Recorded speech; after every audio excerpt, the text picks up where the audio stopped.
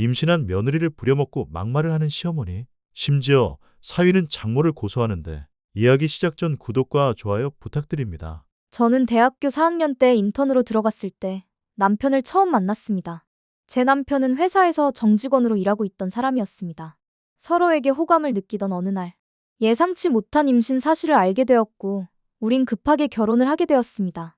결혼 후엔 시어머니께서 소유하고 계신 빌라 2층에서 살게 되었습니다. 시부모님께서는 1층에 거주하셨고, 시어머니께서는 말씀하셨습니다. 너희 둘은 아직 어리니까 돈 관리는 내가 해줄게. 집 살 돈 모을 때까지만 맡기면 돼. 그 말이 선뜻 이해되진 않았습니다. 결혼했으면 부부가 알아서 해야 하는 일이라고 생각했지만 시어머니께서 집을 내어주셨고 그 덕분에 돈 걱정 없이 살고 있었기에 거절하기엔 어려웠습니다. 집까지 내어주셨는데 거절하면 버릇없다고 하시겠지. 결국 저는 아무 말도 하지 못했습니다. 그날 이후 남편의 월급은 시어머니께서 다 가져가셨습니다. 생활비는 시어머니께서 정한 금액만큼 매달 주셨습니다. 생활비가 부족할 때마다 조금만 더 부탁드리면 시어머니께서는 늘 같은 말씀을 하셨습니다. 저번 달에도 생활비 줬잖아. 돈이 그렇게 빨리 떨어져? 그 말을 들을 때마다 마음이 움츠러들었습니다. 시어머니께서는 매일매일 가계부를 검사하시며 이건 뭐야? 편의점에서 3,000원? 그런 건 줄여야지. 아낄 줄 알아야 돈이 모여. 그럴 때마다 저는 네, 어머니 하고 고개를 숙였습니다. 남편에게 이야기해도 그는 별다른 반응이 없었습니다. 엄마가 우리 위해서 그러시는 거야. 나중에 집 살 때 주신다잖아. 그 말에 더는 할 말이 없었습니다. 저는 왜인지 우리를 위해서라는 그 말이 점점 믿기지 않았습니다. 임신 이후 저는 몸이 무거워졌습니다. 입덧이 심해서 하루에도 몇 번씩 토하고 머리가 어지러워 쉬고 있을 때가 많았습니다. 그런데도 시어머니께서는 자주 2층으로 올라오셨습니다. 임신했다고 누워만 있으면 오히려 애한테도 안 좋아. 작은 운동이라도 해야 한단다. 그날 이후 운동이라는 명목 아래 시어머니께서는 계단 청소, 빌라 앞 분리수거함 정리, 현관 앞슬기까지 시키셨습니다.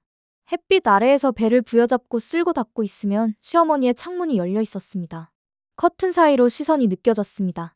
쉬고 싶었지만 그 눈길이 두려워 쉬지 못했습니다. 청소를 마치고 방에 들어오면 온몸에 힘이 빠지고 숨이 가빴습니다. 소파에 잠시 기대 앉아 있으면 뭐하니? 벌써 끝난 거니? 시어머니의 목소리가 계단을 타고 올라왔습니다. 하루는 몸이 너무 좋지 않아 도저히 계단 청소를 못하겠다고 말씀드렸습니다. 어머니, 오늘은 몸이 좀 안 좋아서 그런데 청소는 내일 해도 될까요? 시어머니께서는 제 말을 자르듯 말씀하셨습니다. 몸이 조금 불편한 게 임신이란다. 그리고 그게 병은 아니잖아. 운동 삼아 하는 게 애한테 더 좋아. 하기 싫으면 빌라에서 나가던지 알아서 해라. 그 말에 아무 대답도 할 수 없었습니다. 그날 밤 손목에 파스 냄새가 가득 배어 있었지만 그보다 더 쓰라린 건 마음이었습니다. 남편에게 이야기해도 결과는 같았습니다. 엄마가 널 생각해서 그러는 거야. 그리고 엄마 말 들으면 나중에 도움이 되겠지. 그냥 참고해. 그는 늘 그렇게 말했습니다. 며칠 뒤 계단을 다 쓸고 분리수거함 앞에 쭈그려 앉아 페트병 라벨을 떼고 있을 때였습니다. 누군가 제 이름을 부르는 소리가 들렸습니다. 얘야, 너 지금 뭐 하는 거니?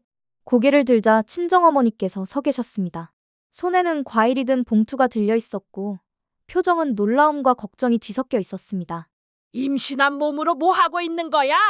아, 엄마, 잠깐 정리만 하는 중이에요. 억지로 웃으며 대답했지만 어머니 얼굴은 굳어 있었습니다. 너 이러다 잘못되면 어떡하려고 그래? 시어머니가 시킨 거야? 아니에요. 제가 알아서 하는 거예요.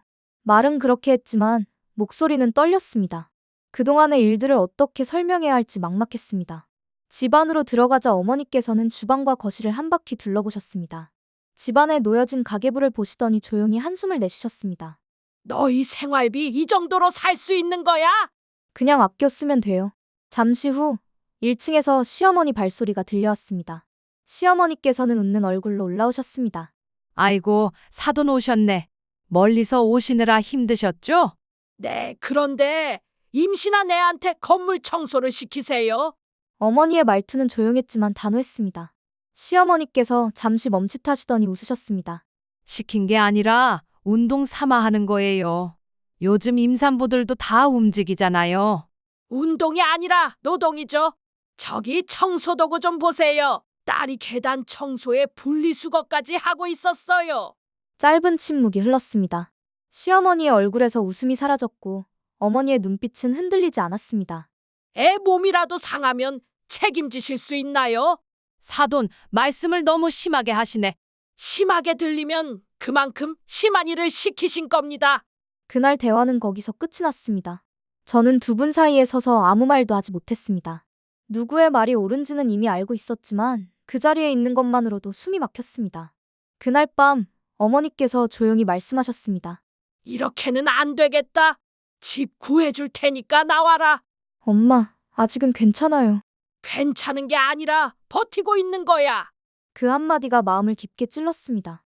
며칠 뒤 어머니께서 전세금을 지원해 주셨습니다. 그렇게 저는 남편과 함께 빌라를 나와 독립했습니다. 이사를 나올 때 시어머니께서는 아무 말도 하지 않으셨습니다. 그저 현관 앞에 서서 팔짱을 낀 채 저를 바라보셨습니다. 그 시선이 마지막이었습니다. 시어머니 댁을 나와 독립한 지도 벌써 8년이 지났습니다. 친정어머니의 도움으로 전세집을 마련해 나와 살게 되면서 비로소 숨을 쉴 수 있었습니다. 그 사이 시댁과도 전보다 사이가 좋아졌습니다. 그동안 저는 전업주부로 지내며 아이를 키웠습니다. 남편은 꾸준히 일했고 생활은 큰 어려움 없이 흘러갔습니다. 아이가 초등학교에 들어갈 무렵 저는 다시 일을 시작했습니다.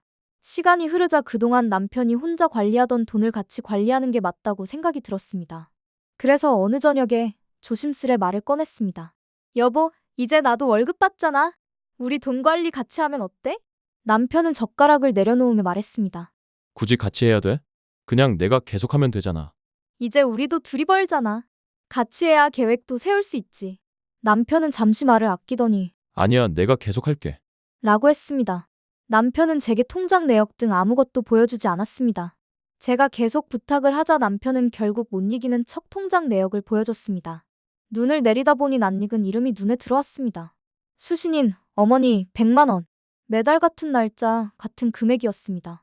단순한 용돈이라고 생각했지만 이체 내역을 더 살펴보니 5년 전부터 빠짐없이 이어져 있었습니다. 5년 동안 매달 100만 원이라면 순간 머리가 하얘졌습니다. 여보, 이게 뭐야? 남편은 잠시 머뭇거리더니 대수롭지 않게 말했습니다. 엄마가 적금이라 생각하고 용돈 좀 달라고 하셨어. 적금이라면 은행에 하면 되잖아. 그걸 왜 어머니께 드려? 남편은 눈을 피하며 짧게 대답했습니다. 그냥 엄마가 부탁하셨으니까. 그게 뭐 그렇게 큰일이야? 우리 형편에 매달 100만 원이면 큰돈이야. 아이 학원비도 빠듯한데 그걸 5년 동안 나 몰래 보내는 게 괜찮다고 생각해? 남편은 짧게 한숨을 내쉬었습니다. 엄마가 힘들다고 하셨다니까. 내가 번 돈에서 조금 드리는 게 뭐 어때서? 그 말을 듣는 순간 이 사람과 내가 같은 가정을 꾸리고 있는 게 맞는 건지 문득 헷갈렸습니다. 계속 고민하다가 결국 시어머니께 전화를 드렸습니다. 어머니, 혹시 남편이 따로 주는 돈이 있으세요? 시어머니께서는 아무렇지 않게 웃으며 말씀하셨습니다. 응, 조금씩 받고 있지. 나중에 너네가 힘들 때 돌려줄게. 왜 저한테는 말씀 안 하셨어요? 그건 아들 일이잖아. 며느리한테 굳이 얘기할 필요 있니? 저는 당황했지만 바로 대답했습니다. 그래도 부부가 함께 쓰는 돈인데 제가 알아야 하는 게 맞지 않나요? 시어머니의 목소리가 조금 높아졌습니다. 아이고, 그게 뭐 그렇게 예민할 일이야? 아들이 자기 엄마 용돈 좀 주는 게 그렇게 아까워? 그게 아깝다는 게 아니잖아요. 며느리라면 마음을 곱게 써야지. 괜히 돈 문제로 시비 걸면 그게 다 자기 복을 깎는 거야. 그 말에 저는 할 말을 잃어 아무 대답도 나오지 않았습니다. 그날 밤 남편과 다시 마주 앉았습니다. 여보, 이제 어머니께 돈 그만 드리자. 남편은 짧게 한숨을 쉬며 말했습니다. 갑자기 그게 무슨 소리야? 엄마가 다 우리 위해서 그러시는 거야. 괜히 신경 쓰지 마. 나한테 말 한마디 없이 돈을 보낸 게 그게 정말 우리를 위한 거야. 그냥 엄마가 적금처럼 모으신다고 하셨다니까. 그럼 더 이상 안 보내도 되잖아. 지금까지 모은 돈만 해도 꽤 될 텐데. 남편은 고개를 돌리며 말했습니다. 엄마한테 돈 보내도 우리 생활에 문제 없었잖아. 그냥 지나치면 될 일을 왜 이렇게 크게 만들어? 그 말에 저도 모르게 목소리가 높아졌습니다. 뭐가 문제가 없어? 학원비 내는 것도 빠듯하고 옷 한 벌 사입히는 것도 쉽지 않아. 그리고 당신은 맨날 퇴근하고 배달 음식이나 시켜 먹기나 하고 이상한 컴퓨터 게임에 돈만 쓰고 당신은 아껴 쓰는 걸 한 번이라도 생각해봤어? 남편은 눈을 피하며 짧게 웃었습니다. 그렇게 따지면 끝이 없지. 내가 번 돈으로 엄마 좀 도와드린 게 뭐가 그렇게 잘못이야. 그럼 나한테 왜 숨겼어? 숨긴 게 아니라 굳이 말 안 한 거야. 그리고 내가 버는 내 돈인데 그런 일까지 허락받아야 해? 그 말에 더 이상 아무런 말도 통하지 않을 거란 생각에 아무 말도 할 수 없었습니다.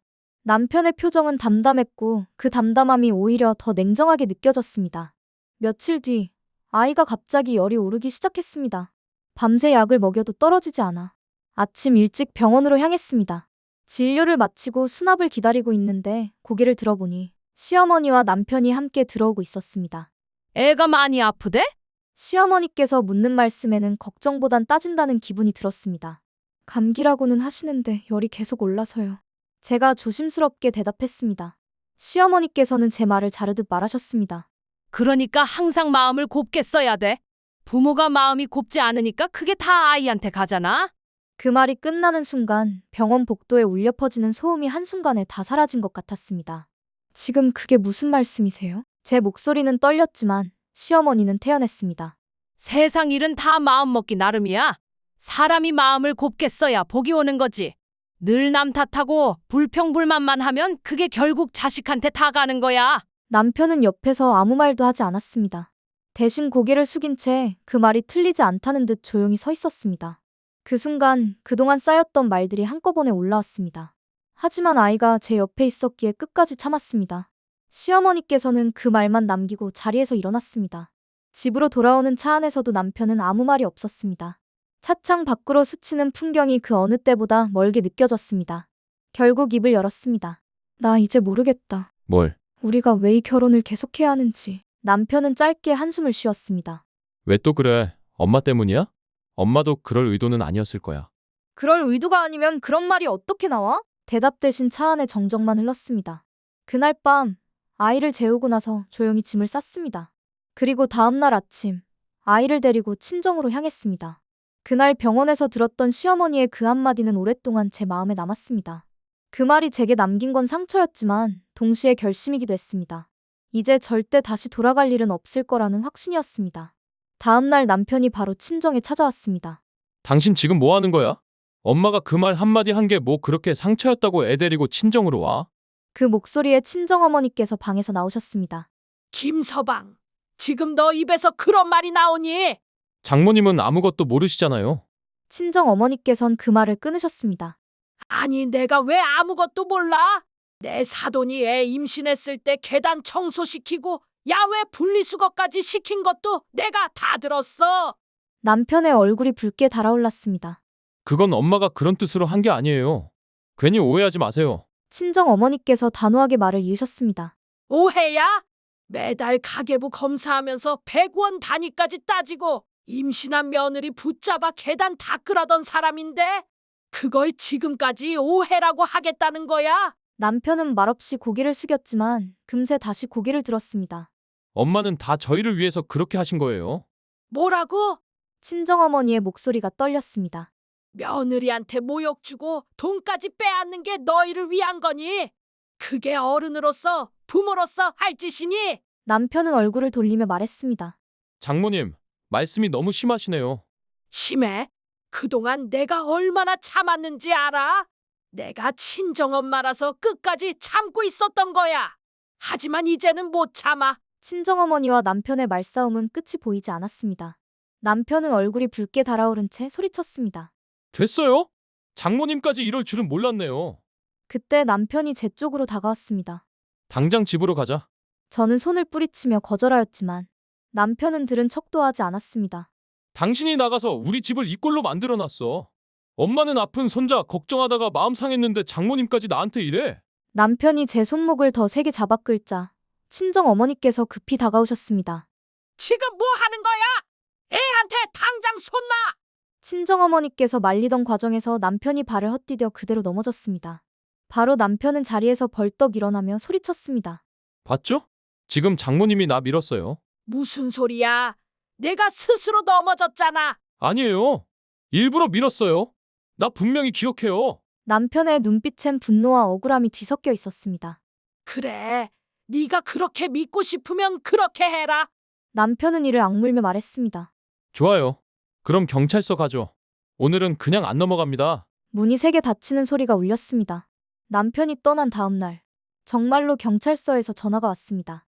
남편이 장모님을 폭행 혐의로 신고했다는 내용이었습니다. 순간 허탈한 웃음이 나왔습니다. 정말 여기까지 오는구나 하는 생각뿐이었습니다. 며칠 뒤 우리는 경찰서에서 마주했습니다. 남편은 고개를 숙인 채 아무 말도 하지 않았습니다. 그 옆에서 시어머니는 고개를 돌리고 있었습니다. 저는 조용히 친정어머니의 손을 잡았습니다. 그 손이 얼마나 떨리고 있었는지 아직도 기억납니다. 하지만 결국 남편은 고소를 취하했습니다. 본인도 홧김에 그랬다는 걸 알았던 것 같았습니다. 경찰서에서 조정이 끝난 뒤 남편이 제게 말을 걸었습니다. 잠깐 얘기 좀 하자. 우리는 근처 카페 구석자리에 마주 앉았습니다. 남편은 커피잔을 만지작거리며 말을 꺼냈습니다. 솔직히 내가 그날은 너무 흥분했어.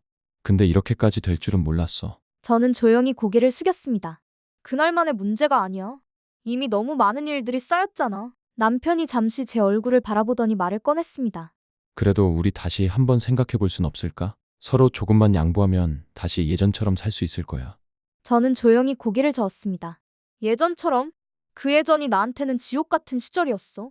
남편은 말문이 막힌 듯 잠시 멈췄습니다. 그래도 가정은 지켜야 하잖아. 아이도 있고 시간 지나면 다 괜찮아질 수도 있어. 괜찮아지긴커녕 똑같았잖아. 그러자 남편이 말했습니다. 그건 너도 책임이 있잖아. 그 말에 헛웃음이 나왔습니다. 맞아. 나도 책임이 있지. 끝까지 기대했던 게 내 잘못이니까. 남편이 낮은 목소리로 물었습니다. 그럼 이제 진짜 끝내자는 거야? 그래. 남편은 커피잔을 내려놓으며 짧게 한숨을 내쉬었습니다. 그래, 너 하고 싶은 대로 해. 그 말이 이상하게도 가볍게 들렸습니다. 모든 게 끝났다는 실감이 그제야 났습니다. 며칠 뒤 저희는 이혼했습니다. 슬픔보다는 평온한 기분이었습니다. 집으로 돌아오자 거실 한쪽에 아이가 그려둔 그림이 눈에 들어왔습니다. 세 사람이 손을 잡고 웃고 있는 그림이었죠. 그 아래엔 서툰 글씨로 가족이라고 적혀 있었습니다. 한참을 그 그림을 바라보다가 조용히 접어 서랍 안에 넣었습니다. 이제는 누군가의 눈치를 보며 하루를 버티던 삶이 아니라 내가 선택한 일, 내가 번 돈으로 꾸려가는 삶. 몇 년 만에 제 이름으로 된 통장을 만들었습니다. 이젠 그 안에 어떤 이름이 찍히더라도 내가 모르는 사람의 것은 없을 겁니다. 누구는 실패한 결혼이라 말하겠죠. 하지만 제게는 다시 시작할 수 있는 용기를 얻은 시간이었습니다. 이제는 아무도 저에게 상처 입히지 못할 것입니다. 이제 진짜 제 인생을 살아보려 합니다. 제 이야기가 마음에 드셨다면 구독과 좋아요 부탁드립니다.